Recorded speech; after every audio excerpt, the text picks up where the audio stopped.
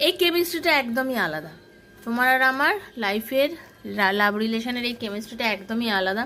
সেজন্য যখন থেকে তুমি চলে গেলে, তুমি চলে যাওয়ার পর্যন্ত লাইফ আমাকে অনেক কিছু শিখিয়ে দিয়েছে, যেটা তুমি আমাকে অনেকবার শেখাতে চেয়েছিলে। লাইফ লেসন্স অ্যান্ড হিলিং, আমি অনেক কিছু শিখেছি, বুঝতে পেরেছি।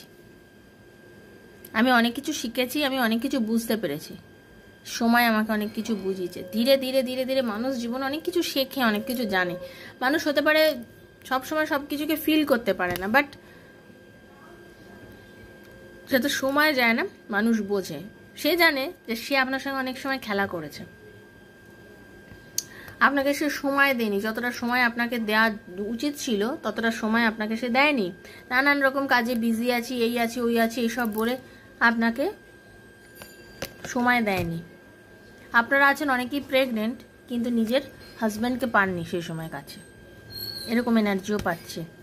ওকে, বা অনেকেই আছেন যারা প্রেগনেন্সির জন্য চেষ্টা করে যাচ্ছেন, তারা এখন প্রেগনেন্ট হতে পারেন, এরকম এনার্জিও পাচ্ছে। আপনাদের ইউনিয়ন হবে। যারা ম্যারেজ থেকে এতদিন পালিয়ে যেত, মানে আপনাকে বিয়ের জন্য কোনো রকম কমিটমেন্ট দিতে চায়নি, যাদের পার্টনার বিয়ের জন্য কমিটমেন্ট দিতে চায়নি, বিয়ের জন্য সবসময় দৌড়ে গেছে, তারা কিন্তু কমিটমেন্ট দিতে পারে। সেই নিয়ে তারা চিন্তা করছে। হতে পারে সে কমিটমেন্ট দিতে পারেনি বা করেনি বলে আপনার সাথে দূরত্ব হচ্ছে, বাট কমিটমেন্ট কিন্তু সে এখন দিতে পারে আপনাকে কোনোভাবে, সেরকম এনার্জি পাচ্ছে। ইউনিয়ন করার ইচ্ছা প্রবলভাবে তার মনের মধ্যে, ইউনিয়ন করার ইচ্ছা প্রবলভাবে তার মনের মধ্যে। সে চায় আপনার সাথে রিইউনিয়নে আসতে, সে চায় আপনার সাথে ইউনিয়নে আসতে, ইউনিয়নে এসে সম্পর্কটাকে সুন্দর করতে। কারণ উনি বুঝতে পেরেছেন আপনার ওনার কেমিস্ট্রিটা অসাধারণ একটা কেমিস্ট্রি, অসাধারণ একটা কেমিস্ট্রি।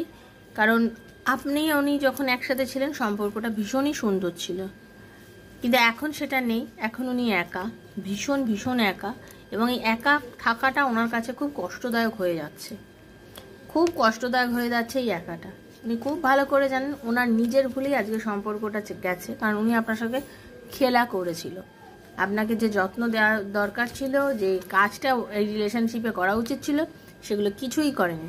একটা সম্পর্কে বাঁচানোর জন্য, সম্পর্কটাকে টিকিয়ে রাখার জন্য, সম্পর্কটাকে যতদূর একটা জিনিসকে তো সাপোর্ট করতে হয়, সেটা উনি করেননি।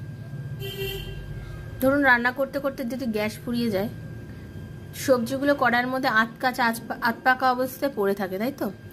আমাদের কিন্তু সিলিন্ডার চেঞ্জ করে আবার রান্নাটাকে কন্টিনিউ করতে হয়, নাহলে ওই খাবারটা কিন্তু খাওয়া যায় না। আধ কাঁচা আধ পাকা, তিনি ওরকমভাবে সম্পর্কটাকে আধ কাঁচা আধ পাকা করে ছেড়ে দিয়েছিল। সম্পর্কটাকে রাখতে রাখতেও রাখেনি।